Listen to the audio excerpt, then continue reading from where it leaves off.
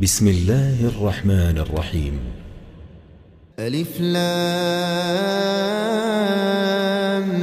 ميم. ذلك الكتاب لا ريب فيه هدى للمتقين الذين يؤمنون بالغيب ويقيمون الصلاة ومما رزقناهم ينفقون والذين يؤمنون بما أنزل إليك وما أنزل من قبلك وبالآخرة هم يوقنون أولئك على هدى من ربهم وأولئك هم المفلحون إن الذين كفروا سواء عليهم أأنذرتهم أم لم تنذرهم لا يؤمنون ختم الله على قلوبهم وعلى سمعهم وعلى أبصارهم غشاوة ولهم عذاب عظيم ومن الناس من يقول آمنا بالله وباليوم الآخر وما هم بمؤمنين يخادعون الله والذين آمنوا وما يخدعون إلا أنفسهم وما يشعرون في قلوبهم مرض فزادهم الله مرضا ولهم عذاب أليم بما كانوا يكذبون وإذا قيل لهم لا تفسدوا في الأرض قالوا إنما نحن مصلحون ألا إنهم هم المفسدون ولكن لا يشعرون وإذا قيل لهم آمنوا كما آمن الناس قالوا أنؤمن كما آمن السفهاء ألا إنهم هم السفهاء ولكن لا يعلمون وإذا لقوا الذين آمنوا قالوا آمنا وإذا خلوا إلى شياطينهم قالوا إنا معكم إنما نحن مستهزئون الله يستهزئ بهم ويمدهم في طغيانهم يعمهون أولئك الذين اشتروا الضلالة بالهدى فما ربحت تجارتهم وما كانوا مهتدين مثلهم كمثل الذي استوقد نارا فلما أضاءت ما حوله ذهب الله بنورهم وتركهم في ظلمات لا يبصرون صم بكم عمي فهم لا يرجعون أو كصيب من السماء فيه ظلمات ورعد وبرق يجعلون أصابعهم في آذانهم من الصواعق حذر الموت والله محيط بالكافرين يكاد البرق يخطف أبصارهم كلما أضاء لهم مشوا فيه وإذا أظلم عليهم قاموا ولو شاء الله لذهب بسمعهم وأبصارهم إن الله على كل شيء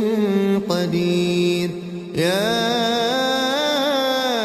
أيها الناس اعبدوا ربكم الذي خلقكم والذين من قبلكم لعلكم تتقون الذي جعل لكم الأرض فراشا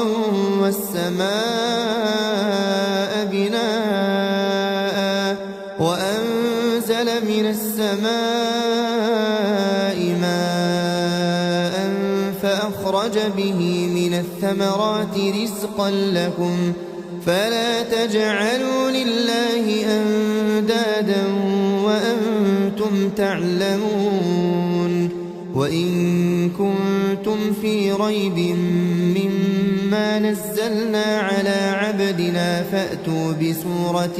من مثله وادعوا شهداءكم من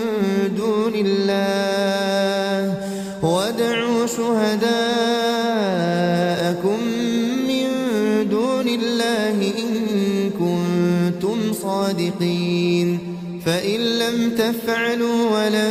تفعلوا فاتقوا النار التي وقودها الناس والحجارة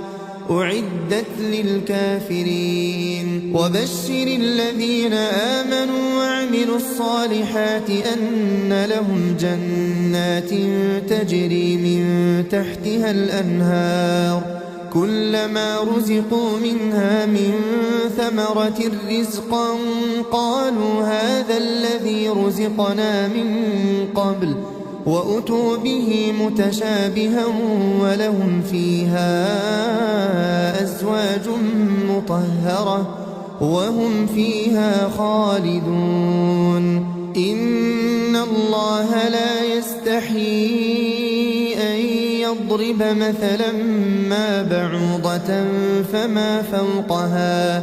فأما الذين آمنوا فيعلمون أنه الحق من ربهم وأما الذين كفروا فيقولون ماذا أراد الله بهذا مثلا يضل به كثيرا ويهدي به كثيرا وما يضل به إلا الفاسقين الذين ينقضون عهد الله من بعد ميثاقه ويقطعون ما أمر الله به أن يوصل ويفسدون في الأرض أولئك هم الخاسرون كيف تكفرون بالله وكنتم أمواتا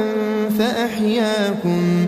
ثم يميتكم ثم يحييكم ثم إليه ترجعون هو الذي خلق لكم ما في الأرض جميعا ثم استوى إلى السماء فسواهن 7 سماوات وهو بكل شيء عليم وإذ قال ربك للملائكة إني جاعل في الأرض خليفة قالوا أتجعل فيها من يفسد فيها ويسفك الدماء ونحن نسبح بحمدك ونقدس لك قال إني أعلم ما لا تعلمون وعلم آدم الأسماء كلها ثم عرضهم على الملائكة فقال أنبئوني بأسماء هؤلاء إن كنتم صادقين قالوا سبحانك لا علم لنا إلا ما علمتنا إنك أنت العليم الحكيم قال يا آدم أنبئهم بأسمائهم فلما أنبأهم بأسمائهم قال ألم أقل لكم إني أعلم أعلم غيب السماوات والأرض وأعلم ما تبدون وما كنتم تكتمون وإذ قلنا للملائكة اسجدوا لآدم فسجدوا إلا إبليس أبى واستكبر وكان من الكافرين وقلنا يا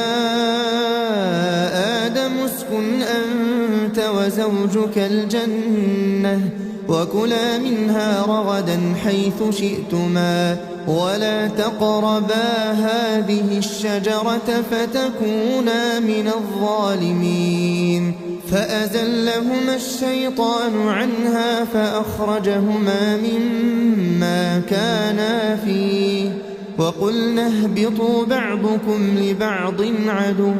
ولكم في الأرض مستقر ومتاع إلى حين فتلقى آدم من ربه كلمات فتاب عليه إنه هو التواب الرحيم قلنا اهبطوا منها جميعا فإما يأتينكم مني هدى فمن تبع هداي فلا خوف عليهم ولا هم يحزنون والذين كفروا وكذبوا بآياتنا أولئك أصحاب النار هم فيها خالدون يا بني إسرائيل اذكروا نعمتي التي أنعمت عليكم وأوفوا بعهدي أوف بعهدكم وإياي فارهبون وآمنوا بما أنزلت مصدقا لما معكم ولا تكونوا أول كافر به ولا تشتروا بآياتي ثمنا قليلا وإياي فاتقون ولا تلبسوا الحق بالباطل وتكتموا الحق وأنتم تعلمون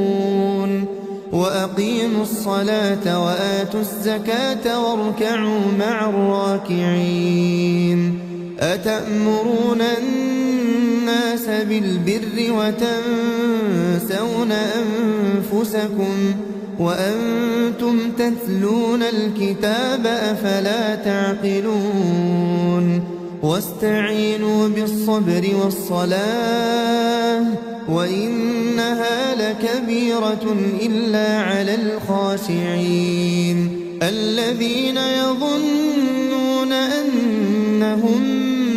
ملاقو ربهم وأنهم إليه راجعون يا بني إسرائيل اذكروا نعمتي التي أنعمت عليكم وأني فضلتكم على العالمين واتقوا يوما لا تجزي نفس عن نفس شيئا ولا يقبل منها شفاعة ولا يؤخذ منها عدل ولا هم ينصرون وإذ نجيناكم من آل فرعون يسومونكم سوء العذاب يذبحون أبناءكم ويستحيون نساءكم وفي ذلكم بلاء من ربكم عظيم وإذ فرقنا بكم البحر فأنجيناكم وأغرقنا آل فرعون وأنتم تنظرون وإذ واعدنا موسى 40 ليلة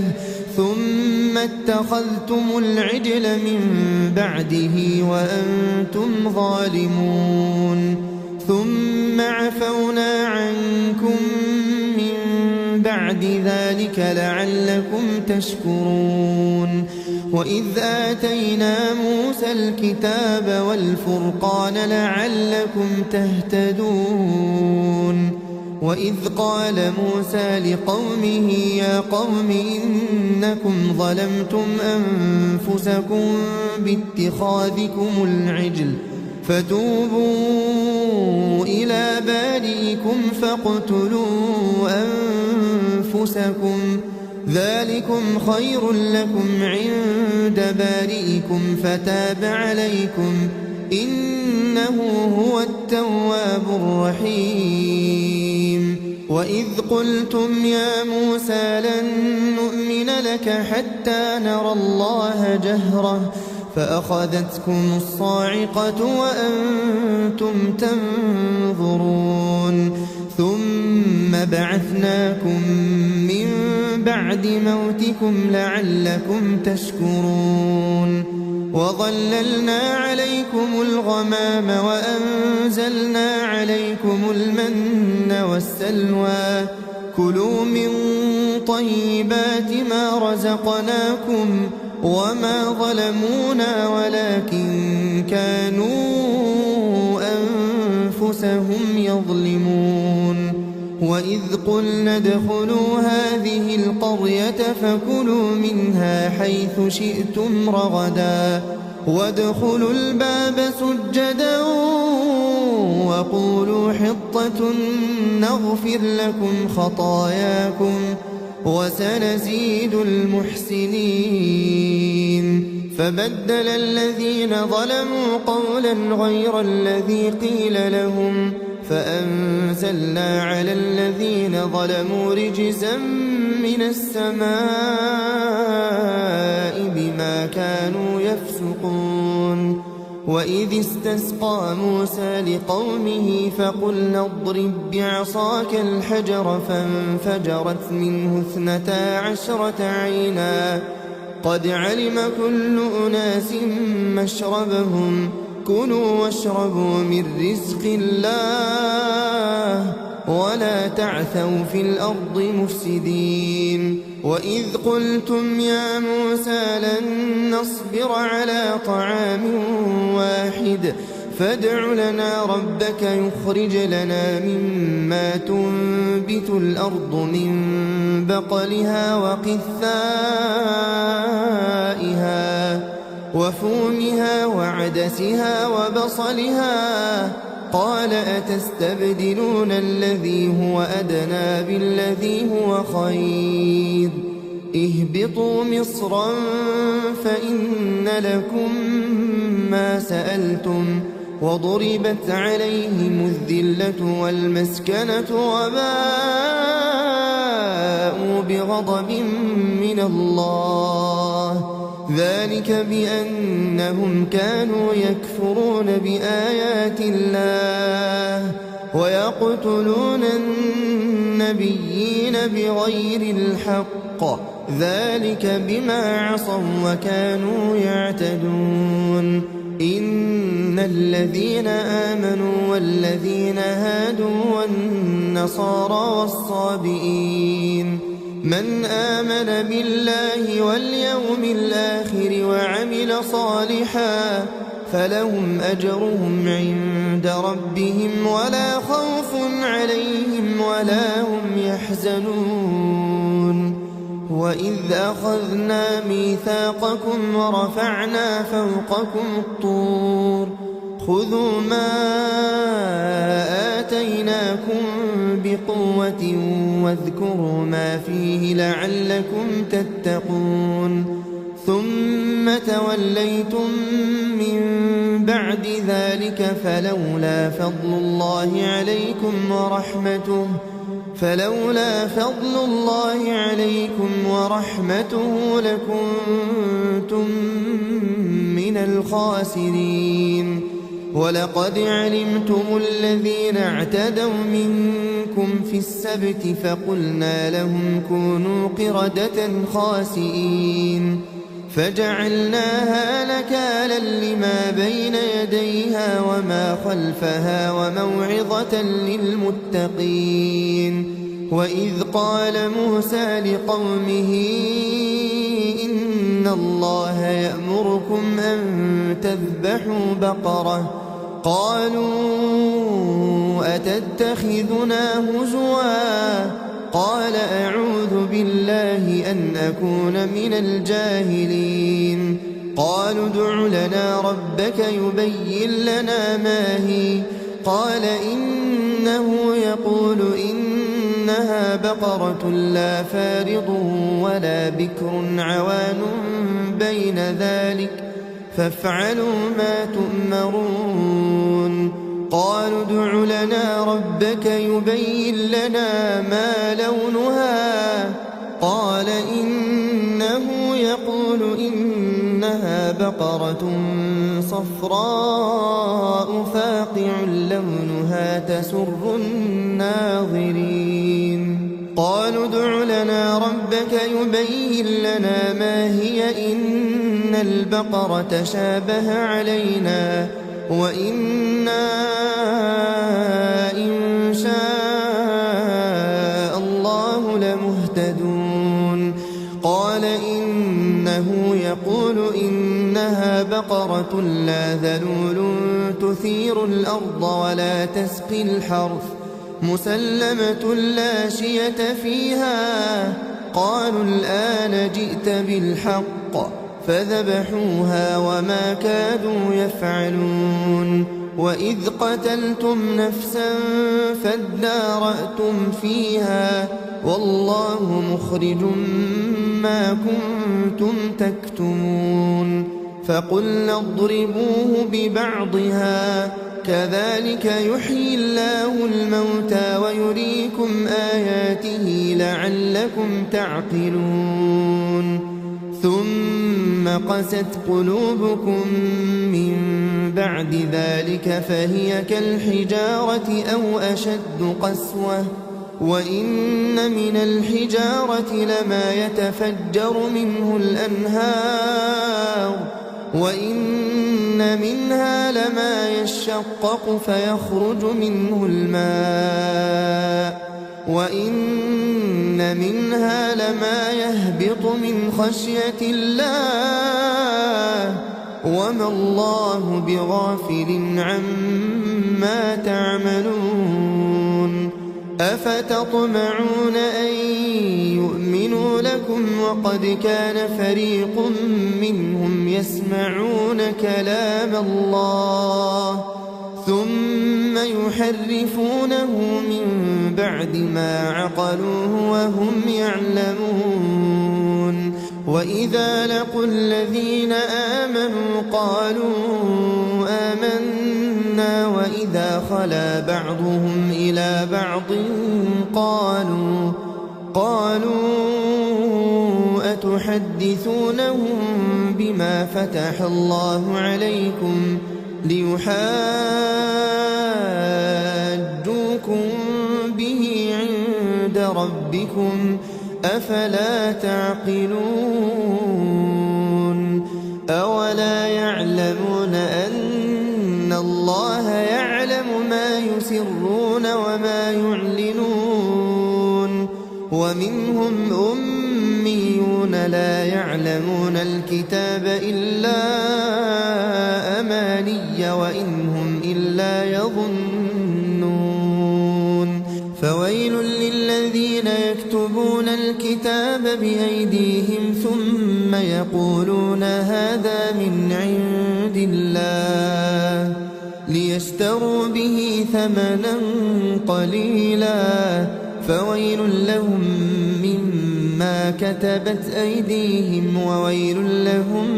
مما يكسبون وقالوا لن تمسنا النار إلا أياما معدودة قل أتخذتم عند الله عهدا فلن يخلف الله عهده أم تقولون على الله ما لا تعلمون بلى من كسب سيئة وأحاطت به خطيئته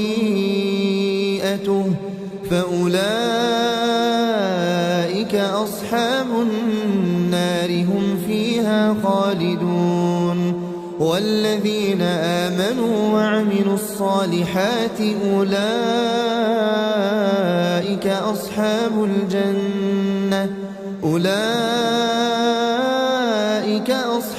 الجنة هم فيها خالدون وإذ أخذنا ميثاق بني إسرائيل لا تعبدون إلا الله وبالوالدين إحسانا وذي القربى واليتامى والمساكين وقولوا للناس حسنا وأقيموا الصلاة وآتوا الزكاة ثم توليتم إلا قليلا منكم وأنتم معرضون وإذ أخذنا ميثاقكم لا تسفكون دماءكم ولا تخرجون أنفسكم من دياركم ثم أقررتم وأنتم تشهدون ثم أنتم هؤلاء تقتلون أنفسكم وتخرجون فريقا منكم من ديارهم تظاهرون عليهم بالإثم والعدوان وإن يأتوكم أسارى تفادوهم وهو محرم عليكم إخراجهم أفتؤمنون ببعض الكتاب وتكفرون ببعض فما جزاء من يفعل ذلك منكم إلا خزي في الحياة الدنيا ويوم القيامة يردون إلى أشد العذاب وما الله بغافل عما تعملون أولئك الذين اشتروا الحياة الدنيا بالآخرة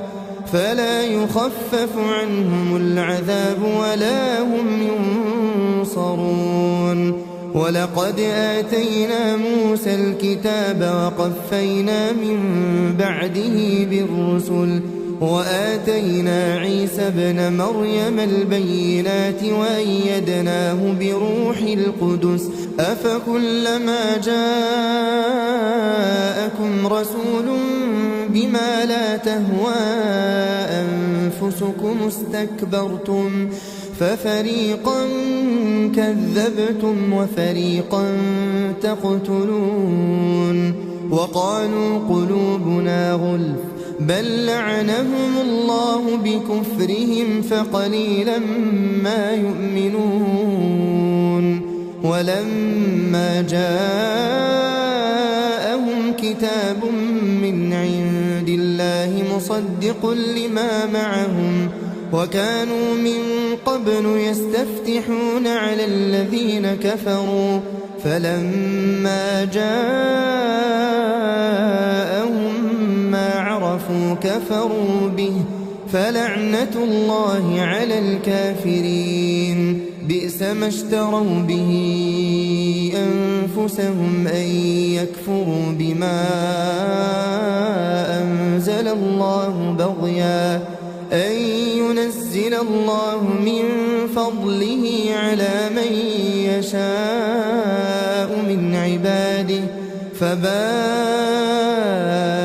بغضب على غضب وللكافرين عذاب مهين وإذا قيل لهم آمنوا بما أنزل الله قالوا نؤمن بما أنزل علينا ويكفرون بما وراءه وهو الحق مصدقا لما معهم قل فلم تقتلون أنبياء الله من قبل إن كنتم مؤمنين ولقد جاءكم موسى بالبينات ثم اتخذتم العجل من بعده وأنتم ظالمون وإذ أخذنا ميثاقكم ورفعنا فوقكم الطور خذوا ما آتيناكم بقوة واسمعوا قالوا سمعنا وعصينا وأشربوا في قلوبهم العجل بكفرهم قل بئس ما يأمركم به إيمانكم إن كنتم مؤمنين قل إن كانت لكم الدار الآخرة عند الله خالصة من دون الناس فتمنوا الموت إن كنتم صادقين ولن يتمنوه أبدا بما قدمت أيديهم والله عليم بالظالمين ولتجدنهم أحرص الناس على حياة ومن الذين أشركوا يود أحدهم لو يعمر 1000 سنة وما هو بمزحزحه من العذاب أن يعمر والله بصير بما يعملون قل من كان عدوا لجبريل فإنه نزله على قلبك بإذن الله مصدقا لما بين يديه وهدى وبشرى للمؤمنين من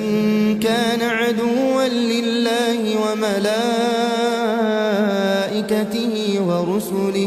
ورسله وجبريل وميكال فإن الله عدو للكافرين ولقد أنزلنا إليك آيات بينات وما يكفر بها إلا الفاسقون أوكلما عاهدوا عهدا نبذه فريق منهم بل أكثرهم لا يؤمنون ولما جاءهم رسول من عند الله مصدق لما معهم نبذ فريق من الذين أوتوا الكتاب كتاب الله وراء ظهورهم كأنهم لا يعلمون واتبعوا ما تتلو الشياطين على ملك سليمان وما كفر سليمان ولكن الشياطين كفروا يعلمون الناس السحر وما أنزل على الملكين ببابل هاروت وماروت وما يعلمان من أحد حتى يقولا إنما نحن فتنة فلا تكفر فيتعلمون منهما ما يفرقون به بين المرء وزوجه وما هم بضارين به من أحد إلا بإذن الله ويتعلمون ما يضرهم ولا ينفعهم ولقد علموا لمن اشتراه ما له في الآخرة من خلاق ولبئس ما شروا به أنفسهم لو كانوا يعلمون ولو أنهم آمنوا واتقوا لمثوبة من عند الله خير لو كانوا يعلمون يا أيها الذين آمنوا لا تقولوا راعنا وقولوا انظرنا واسمعوا وللكافرين عذاب أليم ما يود الذين كفروا من أهل الكتاب ولا المشركين أن ينزل عليكم من خير من ربكم، والله يختص برحمته من يشاء، والله ذو الفضل العظيم. ما ننسخ من آية أو ننسها نأت بخير منها أو مثلها. ألم تعلم أن الله على كل شيء قدير؟ ألم تعلم أن الله له ملك السماوات والأرض وما لكم من دون الله من ولي ولا نصير؟ أم تريدون أن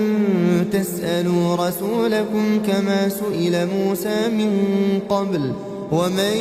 يتبدل الكفر بالإيمان فقد ضل سواء السبيل. ود كثير من أهل الكتاب لو يردونكم من بعد إيمانكم كفارا حسدا من عند أنفسهم من بعد ما تبين لهم الحق، فاعفوا واصفحوا حتى يأتي الله بأمره، إن الله على كل شيء قدير. وأقيموا الصلاة وآتوا الزكاة وما تقدموا لأنفسكم من خير تجدوه عند الله، إن الله بما تعملون بصير. وقالوا لن يدخل الجنة إلا من كان هودا أو نصارى، تلك أمانيهم، قل هاتوا برهانكم إن كنتم صادقين. بلى من أسلم وجهه لله وهو محسن فله أجره عند ربه ولا خوف عليهم ولا هم يحزنون. وقالت اليهود ليست النصارى على شيء، وقالت النصارى ليست اليهود على شيء وهم يتلون الكتاب، كذلك قال الذين لا يعلمون مثل قولهم، فالله يحكم بينهم يوم القيامة فيما كانوا فيه يختلفون. ومن أظلم ممن منع مساجد الله أن يذكر فيها اسمه وسعى في خرابها، أولئك ما كان لهم أن يدخلوها إلا خائفين، لهم في الدنيا خزي ولهم في الآخرة عذاب عظيم. ولله المشرق والمغرب، فأينما تولوا فثم وجه الله، إن الله واسع عليم. وقالوا اتخذ الله ولدا سبحانه، بل له ما في السماوات والأرض كل له قانتون. بديع السماوات والأرض، وإذا قضى أمرا فإنما يقول له كن فيكون. وقال الذين لا يعلمون لولا يكلمنا الله أو تأتينا آية، كذلك قال الذين من قبلهم مثل قولهم تشابهت قلوبهم، قد بينا الآيات لقوم يوقنون. إنا أرسلناك بالحق بشيرا ونذيرا، ولا تسأل عن أصحاب الجحيم. ولن ترضى عنك اليهود ولا النصارى حتى تتبع ملتهم قل إن هدى الله هو الهدى ولئن اتبعت أهواءهم بعد الذي جاءك من العلم ما لك من الله من ولي ولا نصير الذين آتيناهم الكتاب يتلونه حق تلاوته أولئك يؤمنون به ومن يكفر به فأولئك هم الخاسرون يا بني إسرائيل اذكروا نعمتي التي أنعمت عليكم وأني فضلتكم على العالمين واتقوا يوما لا تجزي نفس عن نفس شيئا ولا يقبل منها عدل ولا تنفعها شفاعة ولا هم ينصرون وإذ ابتلى إبراهيم ربه بكلمات فأتمهن قال إني جاعلك للناس إماما قال ومن ذريتي قال لا ينال عهد الظالمين وإذ جعلنا البيت مثابة للناس وأمنا واتخذوا من مقام إبراهيم مصلى وعهدنا إلى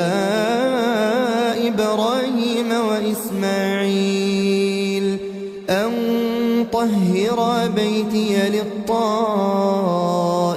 والعاكفين والركع السجود وإذ قال إبراهيم رب اجعل هذا بلدا آمنا وارزق أهله من الثمرات من آمن منهم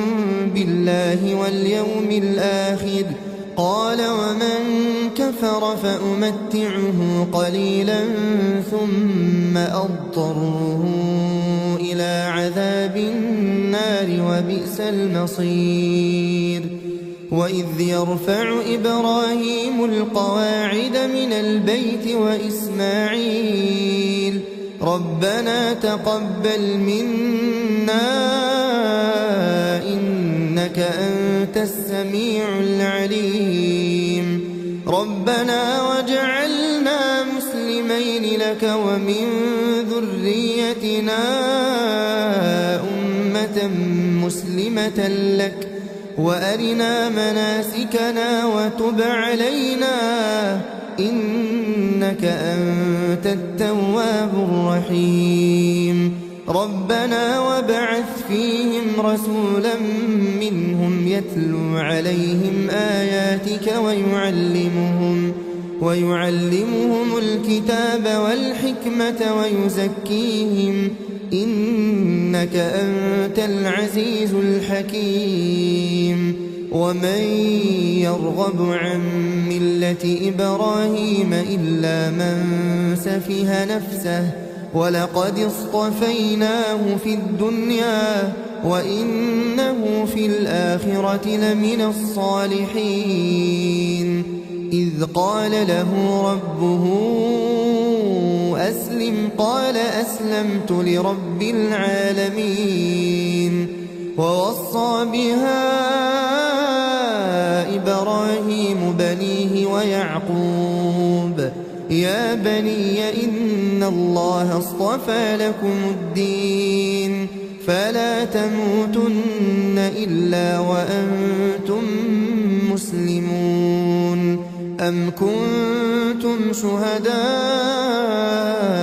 إذ حضر يعقوب الموت إذ قال لبنيه ما تعبدون من بعدي قالوا نعبد إلهك وإله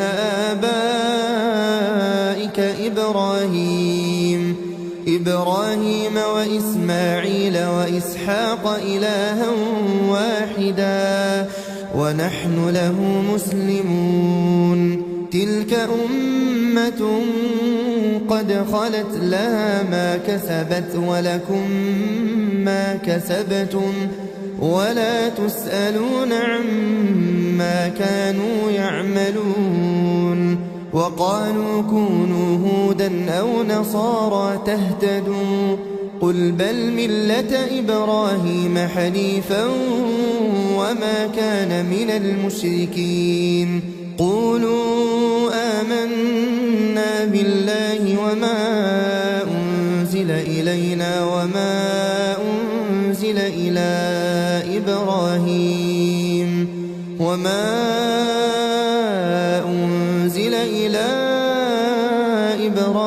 وإسماعيل وإسحاق ويعقوب والأسباط وما أوتي موسى وعيسى وما أوتي النبيون من ربهم لا نفرق بين أحد منهم ونحن له مسلمون فإن آمنوا بمثل ما آمنتم به فقد اهتدوا وإن تولوا فإنما هم في شقاق فسيكفيكهم الله وهو السميع العليم صبغة الله ومن أحسن من الله صبغة ونحن له عابدون قل أتحاجوننا في الله وهو ربنا وربكم ولنا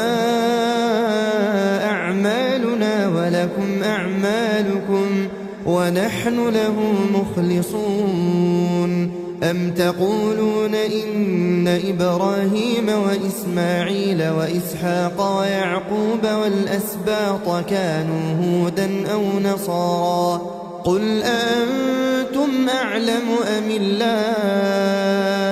ومن أظلم ممن كتم شهادة عنده من الله وما الله بغافل عما تعملون تلك أمة قد خلت لها ما كسبت ولكم ما كسبتم ولا تسألون عما كانوا يعملون سيقول السفهاء من الناس ما ولاهم عن قبلتهم التي كانوا عليها قل لله المشرق والمغرب يهدي من يشاء إلى صراط مستقيم وكذلك جعلناكم أمة وسطا لتكونوا شهداء على الناس ويكون الرسول عليكم شهيدا وما جعلنا القبلة التي كنت عليها إلا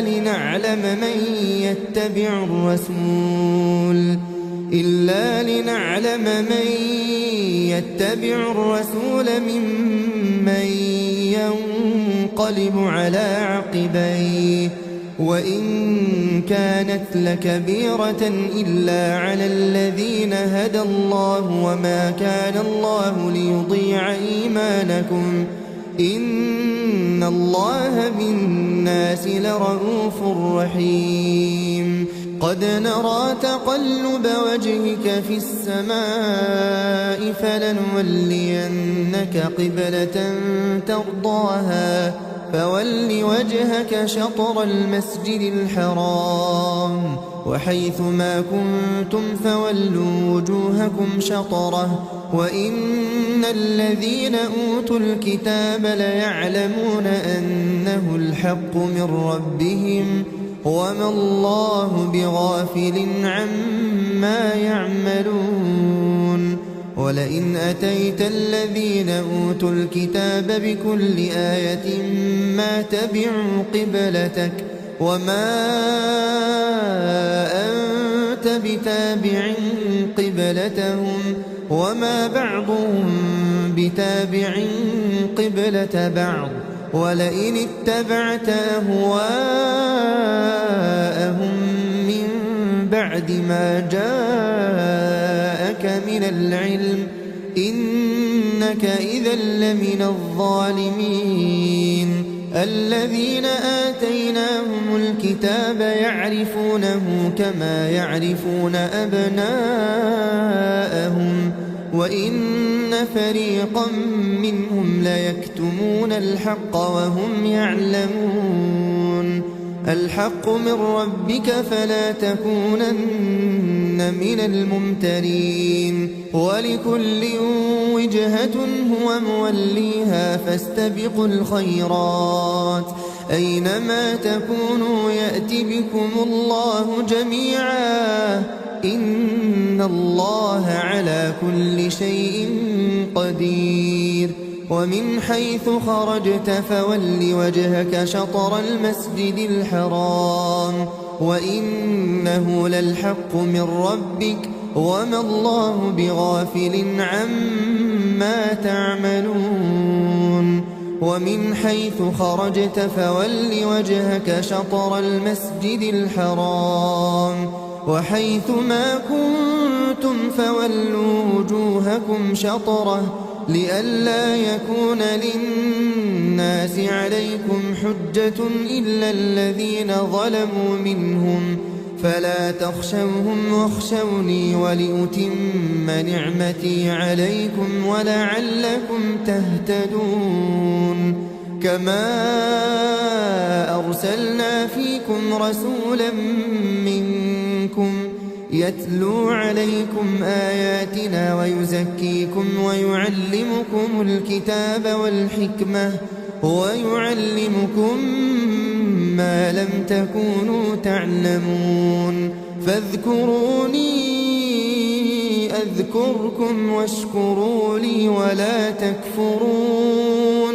يا أيها الذين آمنوا استعينوا بالصبر والصلاة إن الله مع الصابرين. ولا تقولوا لمن يقتل في سبيل الله أموات بل أحياء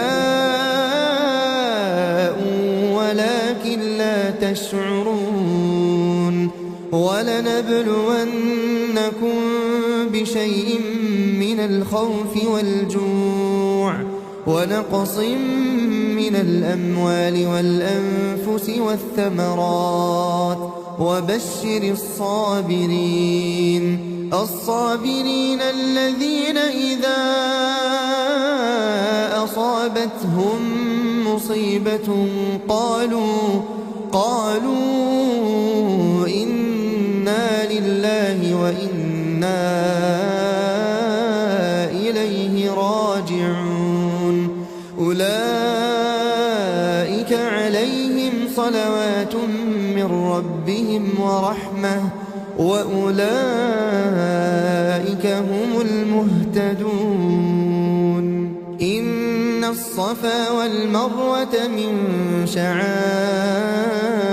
الله فمن حج البيت أو اعتمر فلا جناح عليه أن يطوف بهما ومن تطوع خيرا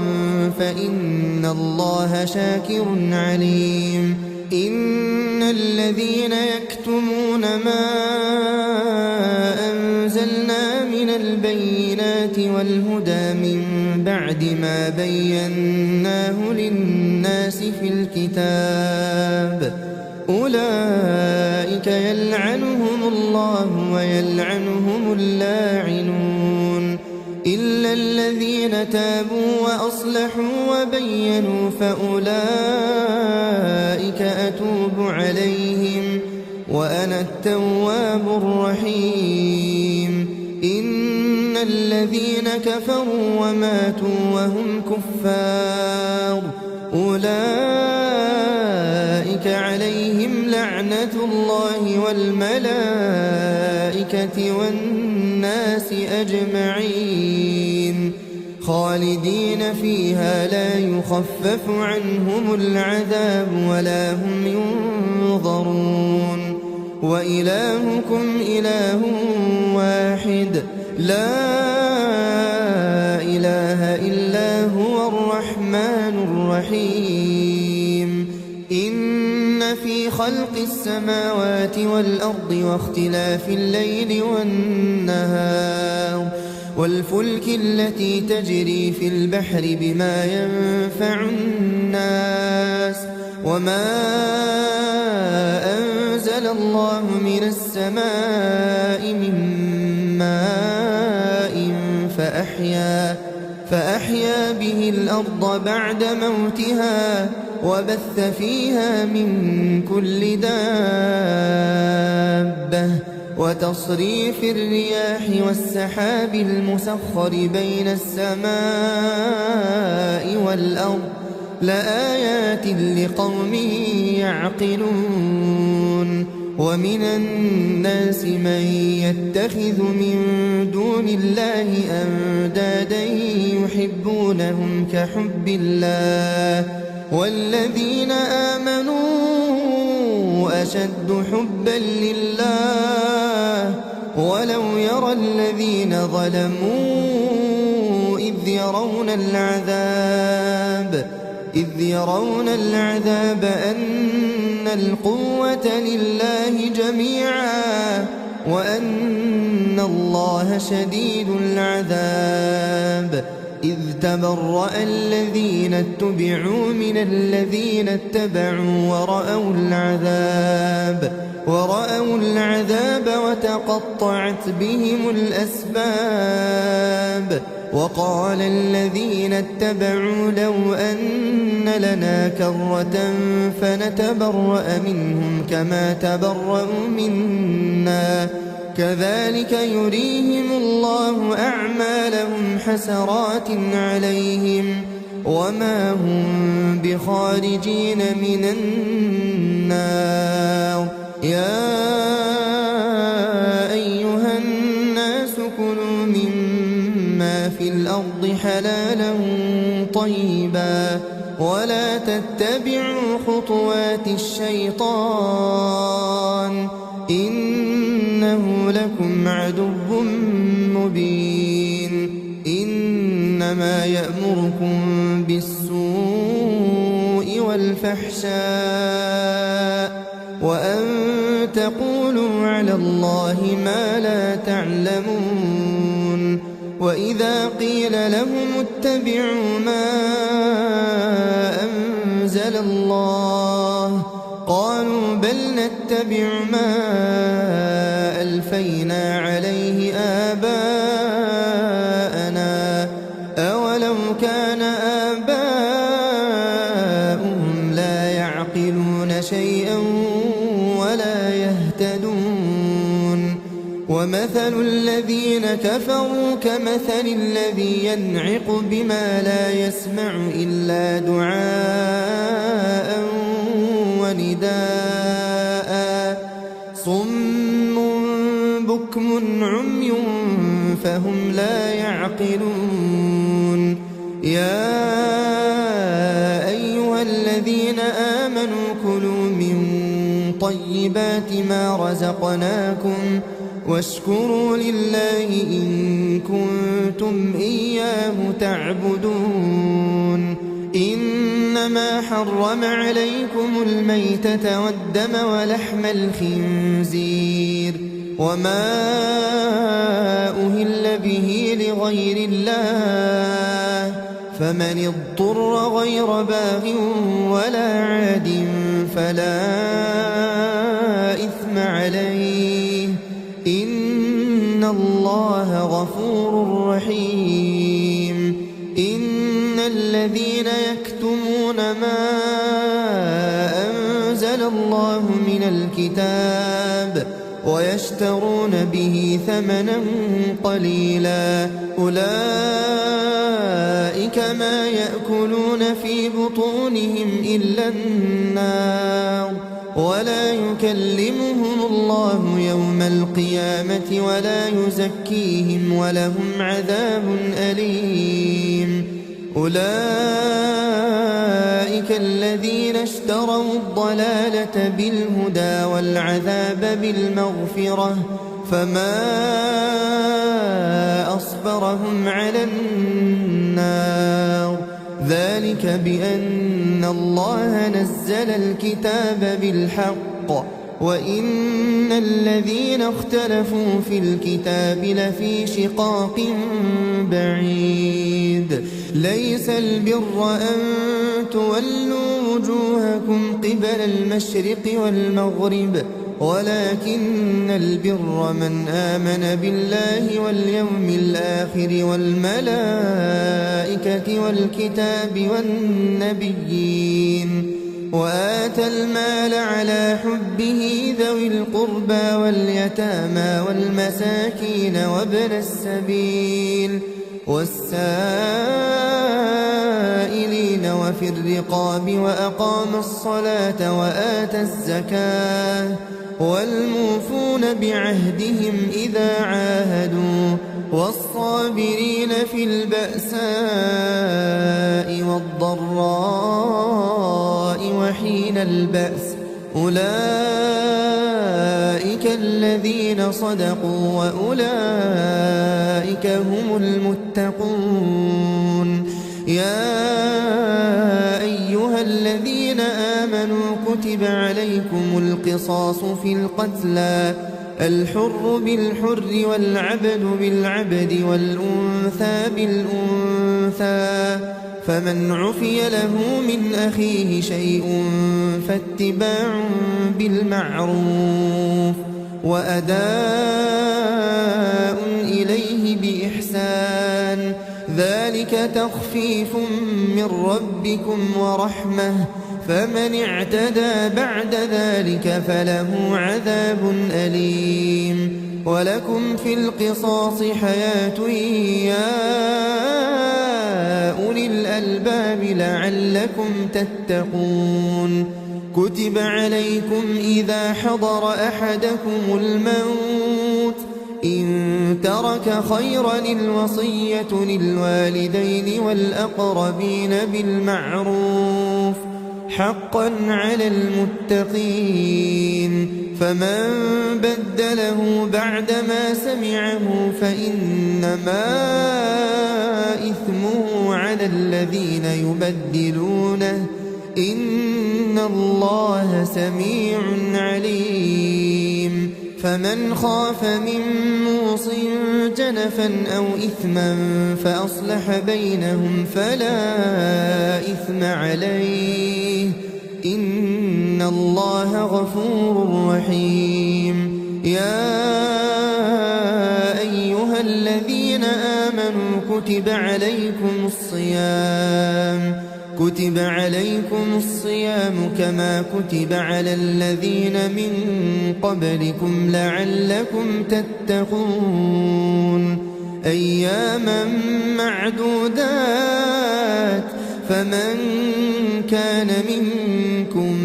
مريضا أو على سفر فعدة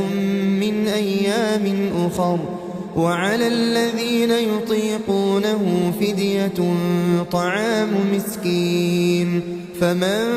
تطوع خيرا فهو خير له وأن تصوموا خير لكم إن كنتم تعلمون. شهر رمضان الذي أنزل فيه القرآن هدى للناس وبينات من الهدى والفرقان فمن شهد منكم الشهر فليصمه ومن كان مريضا أو على سفر فعدة من أيام أخر يريد الله بكم اليسر ولا يريد بكم العسر ولتكملوا العدة ولتكبروا الله على ما هداكم ولعلكم تشكرون. وإذا سألك عبادي عني فإني قريب أجيب دعوة الداع إذا دعان فليستجيبوا لي وليؤمنوا بي لعلهم يرشدون.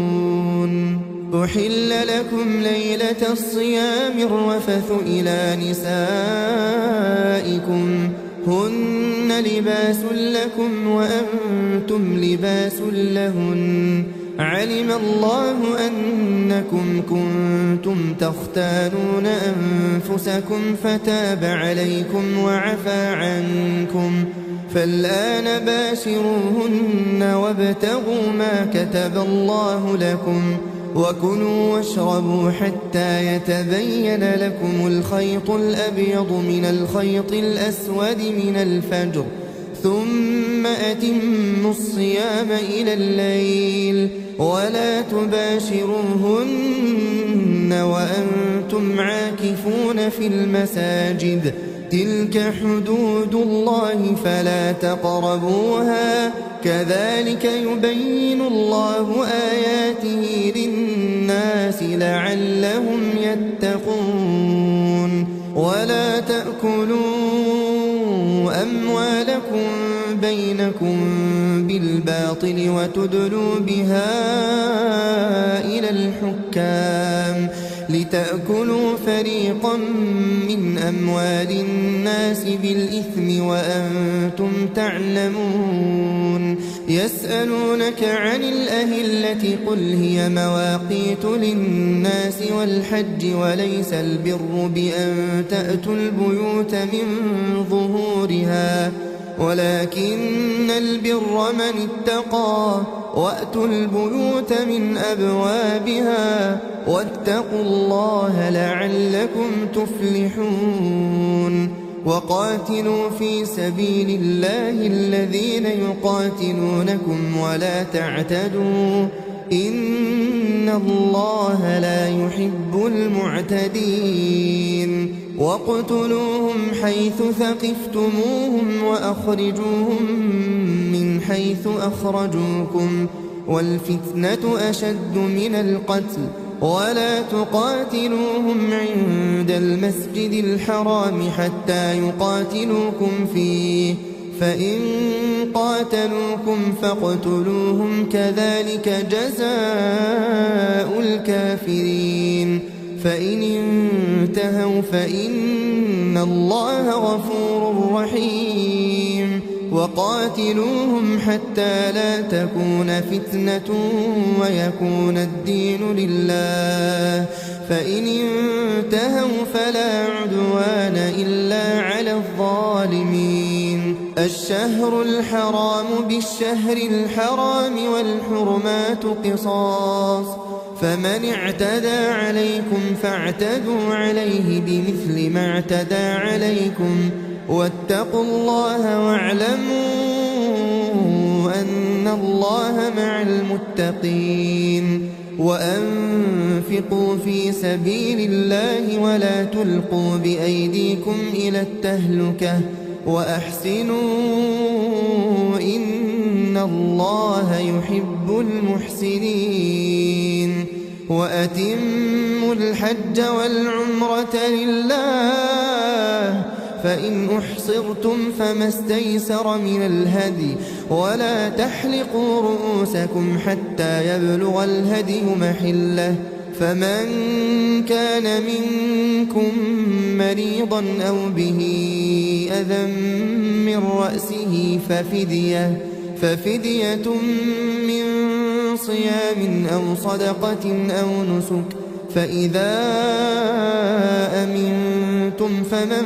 تمتع بالعمرة إلى الحج فما استيسر من الهدي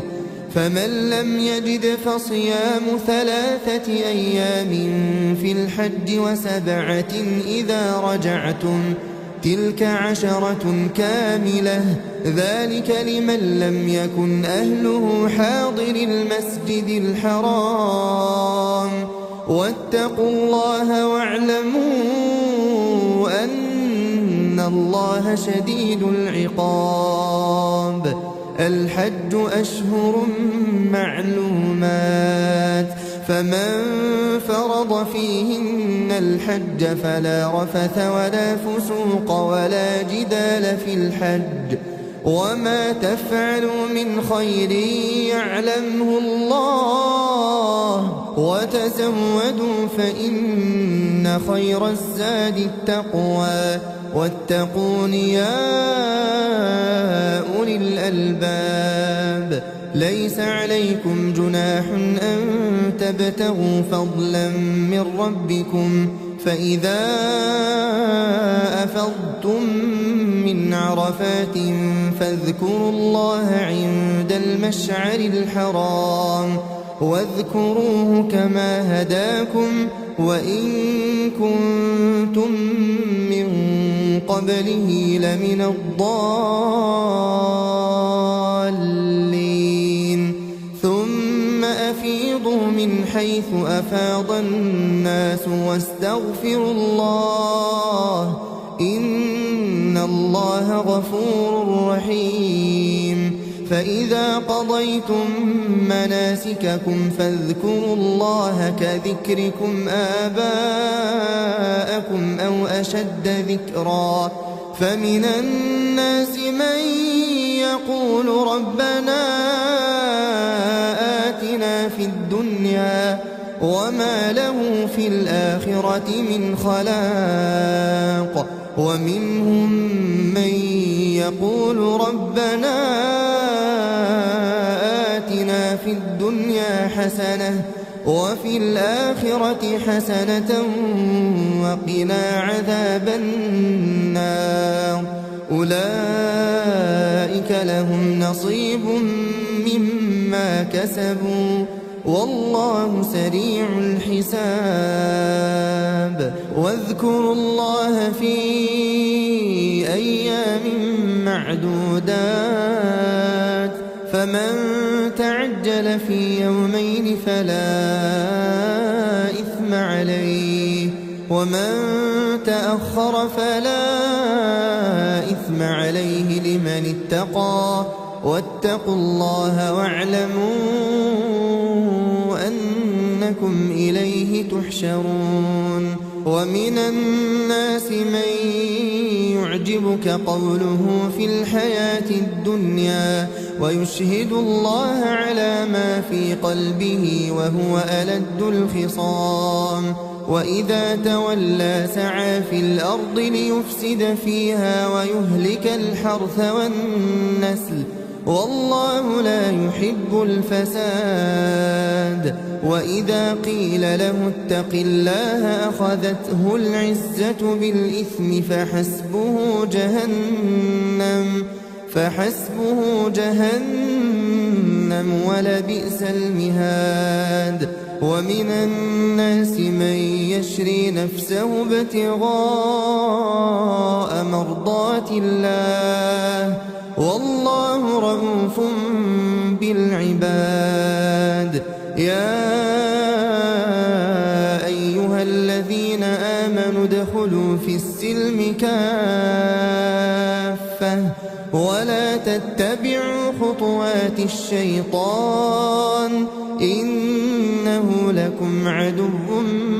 مبين فإن زللتم من بعد ما جاءتكم البينات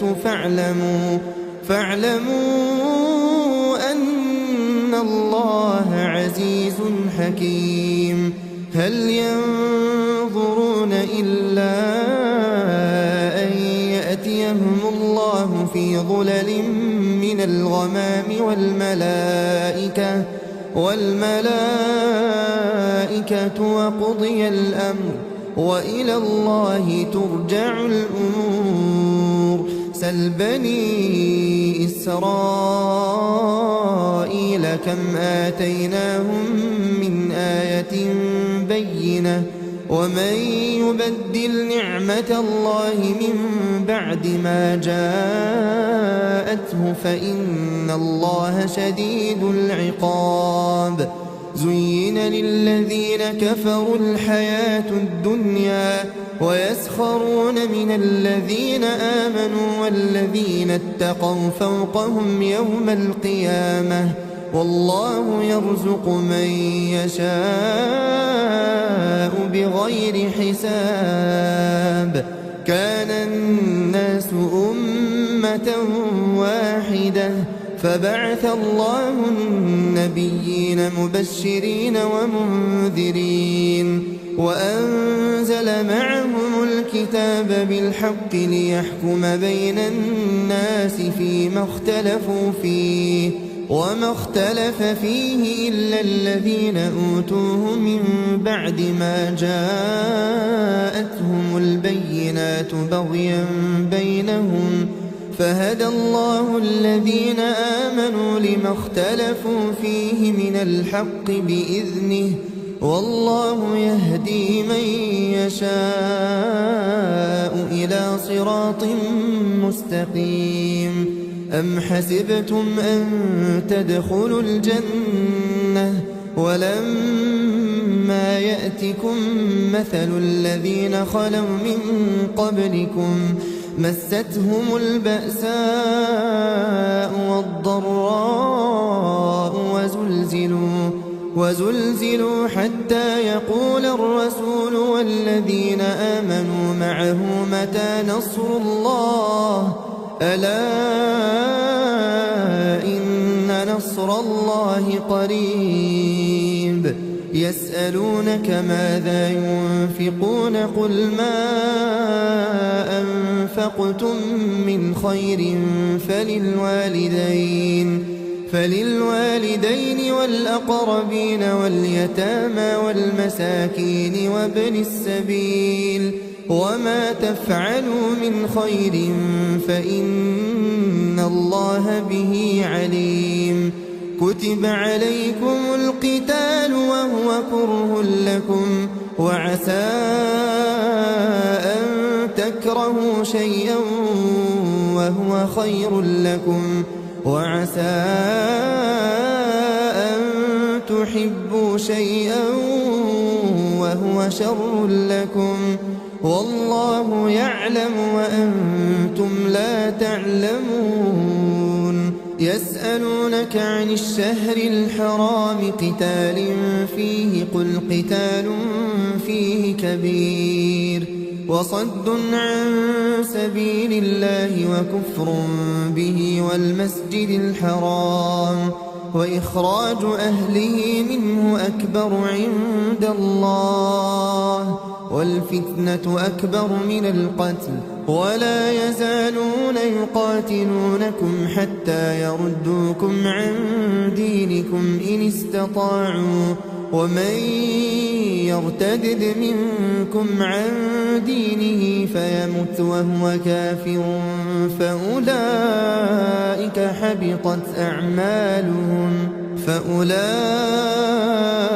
حبطت أعمالهم في الدنيا والآخرة وأولئك أصحاب النار هم فيها خالدون. إن الذين آمنوا والذين هاجروا وجاهدوا في سبيل الله أولئك يرجون رحمة الله والله غفور رحيم. يسألونك عن الخمر والميسر قل فيهما إثم كبير ومنافع للناس وإثمهما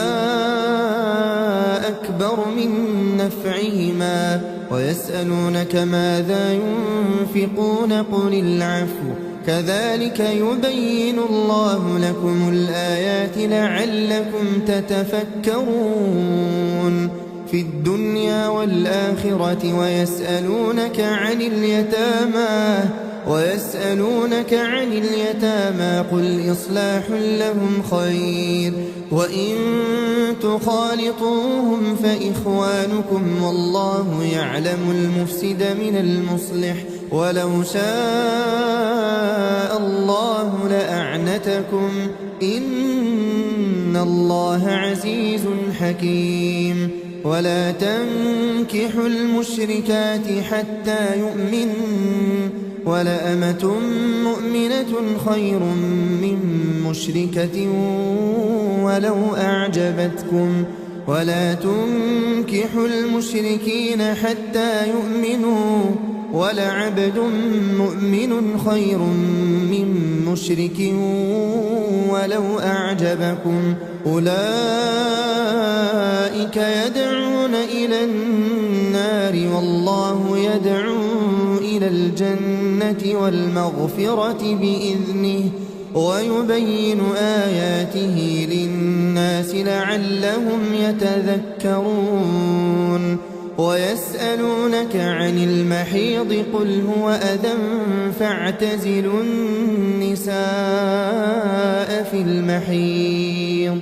ولا تقربوهن حتى يطهرن فإذا تطهرن فأتوهن من حيث أمركم الله إن الله يحب التوابين ويحب المتطهرين نساؤكم حرث لكم فأتوا حرثكم أنى شئتم وقدموا لأنفسكم واتقوا الله واعلموا أنكم ملاقوه وبشر المؤمنين ولا تجعلوا الله عرضة لأيمانكم أن تبروا وتتقوا وتصلحوا بين الناس والله سميع عليم لا يؤاخذكم الله باللغو في أيمانكم ولكن يؤاخذكم بما كسبت قلوبكم والله غفور حليم للذين يؤلون من نسائهم تربص 4 أشهر فإن فاءوا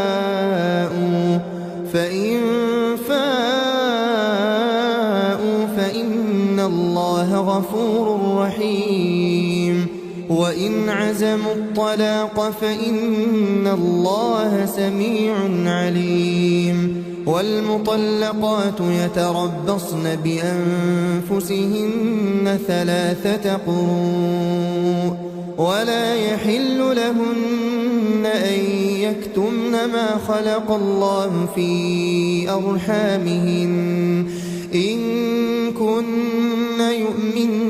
بالله واليوم الآخر وبعولتهن أحق بردهن في ذلك إن أرادوا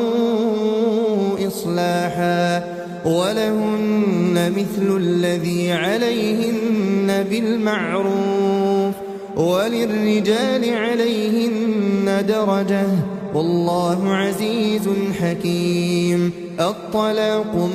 2 فإمساكم بمعروف أو تسريح بإحسان ولا يحل لكم أن تأخذوا مما آتيتموهن شيئا إلا أن يخافا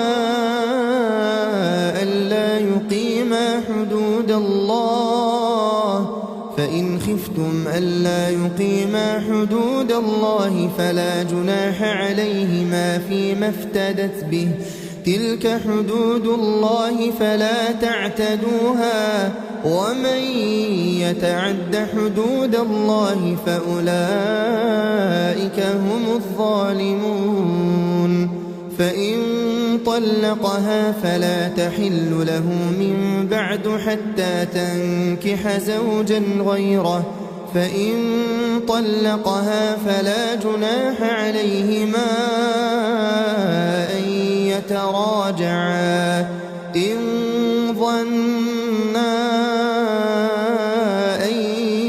يقيما حدود الله وتلك حدود الله يبينها لقوم يعلمون وإذا طلقتم النساء فبلغن أجلهن فأمسكوهن بمعروف أو سرحوهن بمعروف ولا تمسكوهن ضرارا لتعتدوا ومن يفعل ذلك فقد ظلم نفسه ولا تتخذوا آيات الله هزوا واذكروا نعمة الله عليكم وما أنزل عليكم من الكتاب والحكمة يعظكم به واتقوا الله واعلموا أن الله بكل شيء عليم. وإذا طلقتم النساء فبلغن أجلهن فلا تعضلوهن أن ينكحن أزواجهن إذا تراضوا بينهم بالمعروف ذلك يوعظ به من كان منكم يؤمن بالله واليوم الآخر ذلكم أزكى لكم وأطهر والله يعلم وأنتم لا تعلمون. والوالدات يرضعن أولادهن حولين كاملين لمن أراد أن يتم الرضاعة وعلى المولود له رزقهن وكسوتهن بالمعروف لا تكلف نفس إلا وسعها لا تضار والدة بولدها ولا مولود له بولده وعلى الوارث مثل ذلك فإن أرادا فصالا عن تراض منهما وتشاور فلا جناح عليهما. وإن أردتم أن تسترضعوا أولادكم فلا جناح عليكم إذا سلمتم ما آتيتم بالمعروف واتقوا الله واعلموا أن الله بما تعملون بصير. والذين يتوفون منكم ويذرون أزواجا يتربصن بأنفسهن 4 أشهر وعشرا فإذا بلغن أجلهن فلا جناح عليكم فيما فعلن في أنفسهن بالمعروف والله بما تعملون خبير. ولا جناح عليكم فيما عرضتم به من خطبة النساء أو أكننتم في أنفسكم علم الله أنكم ستذكرونهن ولكن لا تواعدوهن سرا إلا أن تقولوا قولا معروفا ولا تعزموا عقدة النكاح حتى يبلغ الكتاب أجله واعلموا أن الله يعلم ما في أنفسكم فاحذروه واعلموا أن الله غفور حليم. لا جناح عليكم إن طلقتم النساء ما لم تمسوهن أو تفرضوا لهن فريضة ومتعوهن على الموسع قدره وعلى المقتر قدره متاعا بالمعروف حقا على المحسنين. وإن طلقتموهن من قبل أن تمسوهن وقد فرضتم لهن فريضة فنصف ما فرضتم إلا أن يعفون أو يعفو الذي بيده عقدة النكاح وأن تعفوا أقرب للتقوى ولا تنسوا الفضل بينكم إن الله بما تعملون بصير حافظوا على الصلوات والصلاة الوسطى وقوموا لله قانتين فإن خفتم فرجالا أو ركبانا فإذا أمنتم فاذكروا الله كما علمكم ما لم تكونوا تعلمون والذين يتوفون منكم ويذرون أزواجا وصية لأزواجهم متاعا إلى الحول غير إخراج فإن خرجن فلا جناح عليكم فيما فعلن في أنفسهن من معروف والله عزيز حكيم وللمطلقات متاع بالمعروف حقا على المتقين كذلك يبين الله لكم آياته لعلكم تعقلون ألم تر إلى الذين خرجوا من ديارهم وهم ألوف حذر الموت فقال لهم الله موتوا ثم أحياهم إن الله لذو فضل على الناس ولكن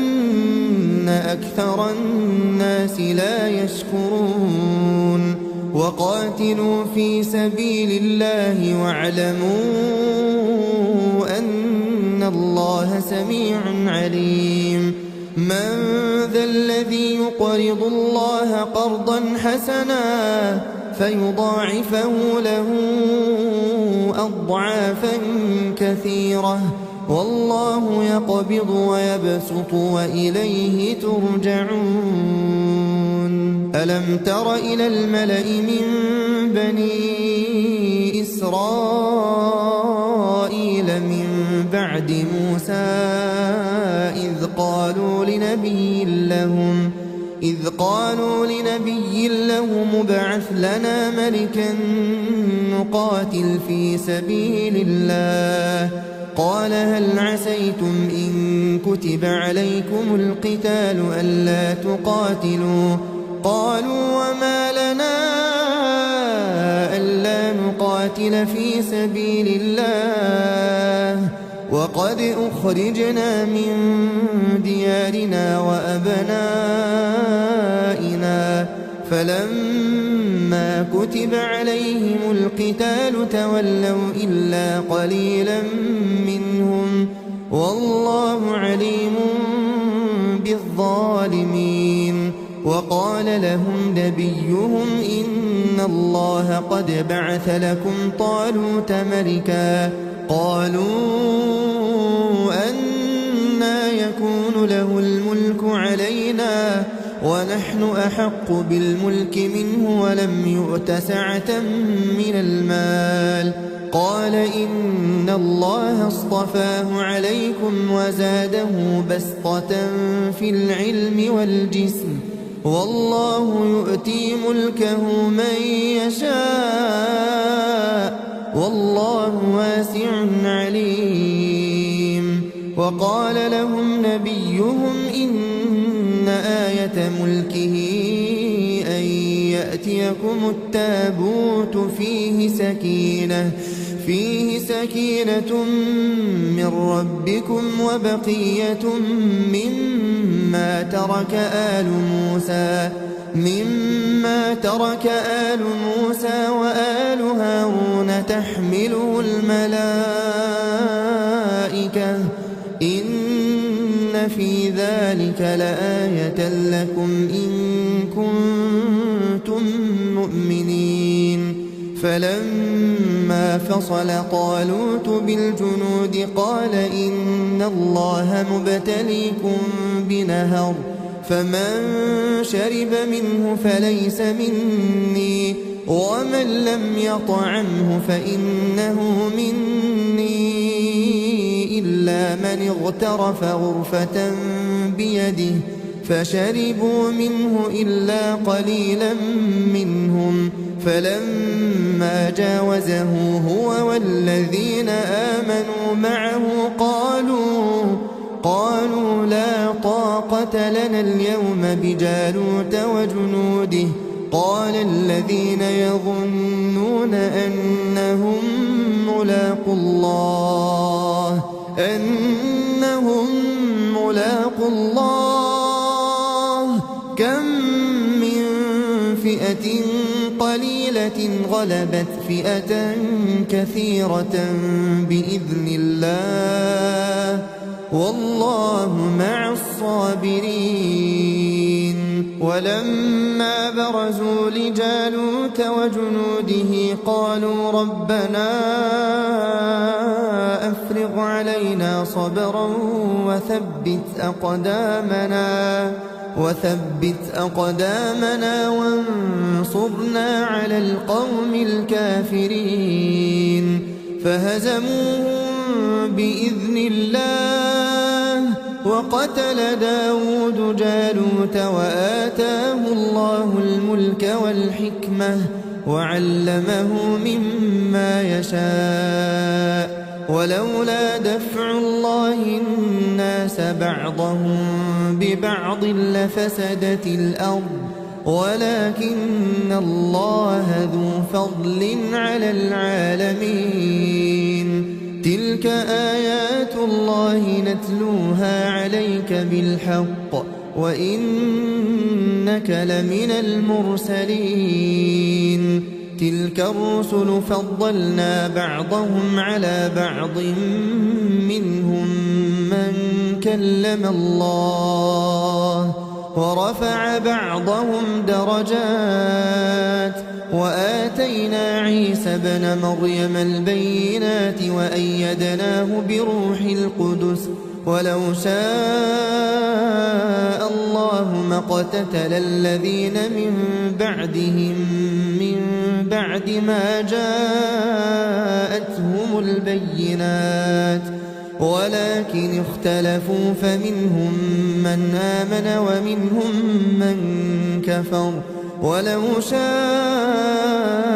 الله ما اقتتلوا ولكن الله يفعل ما يريد. يا أيها الذين آمنوا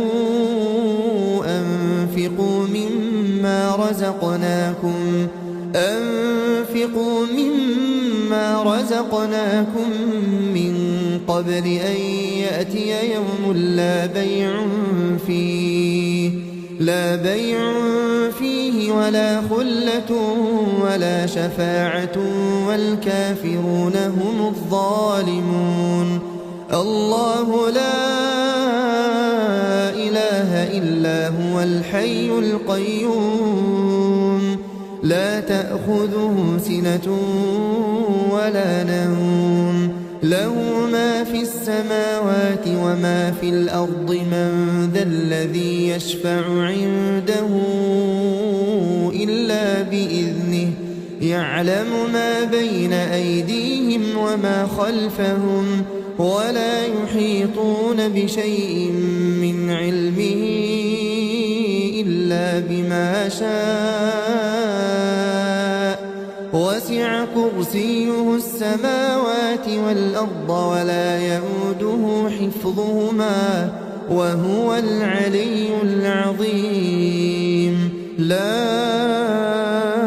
إكراه في الدين قد تبين الرشد من الغي فمن يكفر بالطاغوت ويؤمن بالله فقد استمسك بالعروة الوثقى لا انفصام لها والله سميع عليم. الله ولي الذين آمنوا يخرجهم من الظلمات إلى النور والذين كفروا أولياؤهم الطاغوت يخرجونهم من النور إلى الظلمات أولئك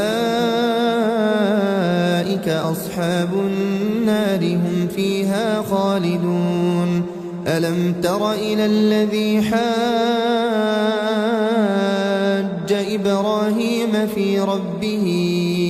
أن آتاه الله الملك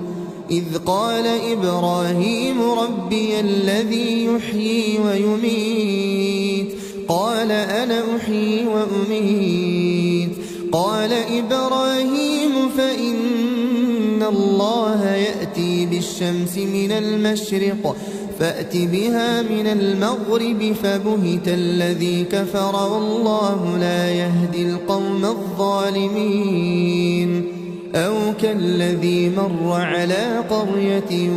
وهي خاوية على عروشها قال أنى يحيي هذه الله بعد موتها فأماته الله 100 عام ثم بعثه قال كم لبثت قال لبثت يوما أو بعض يوم قال بل لبثت 100 عام فانظر إلى طعامك وشرابك لم يتسنه وانظر إلى حمارك ولنجعلك آية للناس وانظر إلى العظام كيف ننشزها ثم نكسوها لحما فلما تبين له قال أعلم أن الله على كل شيء قدير وإذ قال إبراهيم رب أرني كيف تحيي الموتى قال أولم تؤمن قال بلى ولكن ليطمئن قلبي قال فخذ 4 من الطير فصرهن إليك ثم اجعل على كل جبل منهن جزءا ثم ادعهن يأتينك سعيا واعلم أن الله عزيز حكيم مثل الذين ينفقون أموالهم في سبيل الله كمثل حبة أنبتت 7 سنابل في كل سنبلة 100 حبة والله يضاعف لمن يشاء والله واسع عليم الذين ينفقون أموالهم في سبيل الله ثم لا يتبعون ما أنفقوا منا ولا أذى لهم أجرهم عند ربهم ولا خوف عليهم ولا هم يحزنون قول معروف ومغفرة خير من صدقة يتبعها أذى والله غني حليم يا أيها الذين آمنوا لا تبطلوا صدقاتكم بالمن والأذى كالذي ينفق ماله رئاء الناس ولا يؤمن بالله واليوم الآخر فمثله كمثل صفوان عليه تراب فأصابه وابل فتركه صلدا لا يقدرون على شيء مما كسبوا والله لا يهدي القوم الكافرين ومثل الذين ينفقون أموالهم ابتغاء مرضات الله وتثبيتا من أنفسهم كمثل جنة بربوة أصابها وابل فآتت أكلها ضعفين فإن لم يصبها وابل فطل والله بما تعملون بصير أيود أحدكم أن تكون له جنة من نخيل وأعناب تجري من تحتها الأنهار له فيها من كل الثمرات وأصابه الكبر وله ذرية ضعفاء فأصابها إعصار فيه نار فاحترقت كذلك يبين الله لكم الآيات لعلكم تتفكرون يا أيها الذين آمنوا أنفقوا من طيبات ما كسبتم ومما أخرجنا لكم من الأرض ولا تيمموا الخبيث منه تنفقون ولستم بآخذيه إلا أن تغمضوا فيه واعلموا أن الله غني حميد الشيطان يعدكم الفقر ويأمركم بالفحشاء والله يعدكم مغفرة منه وفضلا والله واسع عليم يؤتي الحكمة من يشاء ومن يؤت الحكمة فقد أوتي خيرا كثيرا وما يذكر إلا أولو الألباب وما أنفقتم من نفقة أو نذرتم من نذر فإن الله يعلمه وما للظالمين من أنصار إن تبدوا الصدقات فنعما هي وإن تخفوها وتؤتوها الفقراء فهو خير لكم ويكفر عنكم من سيئاتكم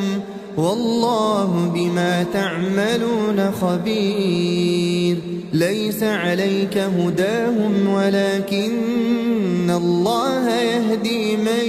يشاء وما تنفقوا من خير فلأنفسكم وما تنفقون إلا ابتغاء وجه الله وما تنفقوا من خير يوفى إليكم وأنتم لا تظلمون للفقراء الذين أحصروا في سبيل الله لا يستطيعون ضربا في الأرض يحسبهم الجاهل أغنياء من التعفف تعرفهم بسيماهم لا يسألون الناس إلحافا وما تنفقوا من خير فإن الله به عليم الذين ينفقون أموالهم بالليل والنهار سرا وعلانية فلهم أجرهم عند ربهم ولا خوف عليهم ولا هم يحزنون الذين يأكلون الربا لا يقومون إلا كما يقوم الذي يتخبطه الشيطان من المس ذلك بأنهم قالوا إنما البيع مثل الربا وأحل الله البيع وحرم الربا فمن جاءه موعظة من ربه فانتهى فله ما سلف وأمره إلى الله ومن عاد فأولئك أصحاب النار هم فيها خالدون يمحق الله الربا ويربي الصدقات والله لا يحب كل كفار أثيم إن الذين آمنوا وعملوا الصالحات وأقاموا الصلاة وآتوا الزكاة لهم أجرهم عند ربهم ولا خوف عليهم ولا هم يحزنون يا أيها الذين آمنوا اتقوا الله وذروا ما بقي من الربا إن كنتم مؤمنين فإن لم تفعلوا فأذنوا بحرب من الله ورسوله وإن تبتم فلكم رؤوس أموالكم لا تظلمون ولا تظلمون وإن كان ذو عسرة فنظرة إلى ميسرة وأن تصدقوا خير لكم إن كنتم تعلمون واتقوا يوما ترجعون فيه إلى الله ثم توفى كل نفس ما كسبت وهم لا يظلمون يا أيها الذين آمنوا إذا تداينتم بدين إلى أجل مسمى فاكتبوه وليكتب بينكم كاتب بالعدل ولا يأب كاتب أن يكتب كما علمه الله فليكتب وليملل الذي عليه الحق وليتق الله ربه ولا يبخس منه شيئا فإن كان الذي عليه الحق سفيها أو ضعيفا أو لا يستطيع أن يمل هو فليملل وليه بالعدل واستشهدوا شهيدين من رجالكم فإن لم يكونا رجلين فرجل وامرأتان ممن ترضون من الشهداء أن تضل إحداهما فتذكر إحداهما الأخرى ولا يأبى الشهداء إذا ما دعوا ولا تسأموا أن تكتبوه صغيرا أو كبيرا إلى أجله ذلكم أقسط عند الله وأقوم للشهادة وأدنى ألا ترتابوا إلا أن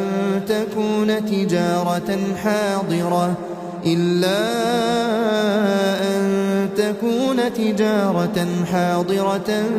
تديرونها بينكم فليس عليكم جناح ألا تكتبوها وأشهدوا إذا تبايعتم ولا يضار كاتب ولا شهيد وإن تفعلوا فإنه فسوق بكم واتقوا الله ويعلمكم الله والله بكل شيء عليم وإن كنتم على سفر ولم تجدوا كاتبا فرهان مقبوضة فإن أمن بعضكم بعضا فليؤدي الذي اؤتمن أمانته وليتق الله ربه ولا تكتموا الشهادة ومن يكتمها فإنه آثم قلبه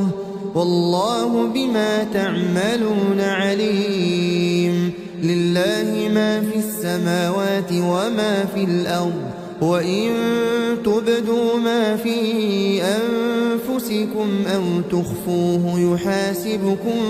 به الله فيغفر لمن يشاء ويعذب من يشاء والله على كل شيء قدير. آمن الرسول بما أنزل إليه من ربه والمؤمنون كل آمن بالله وملائكته وكتبه ورسله لا نفرق بين أحد من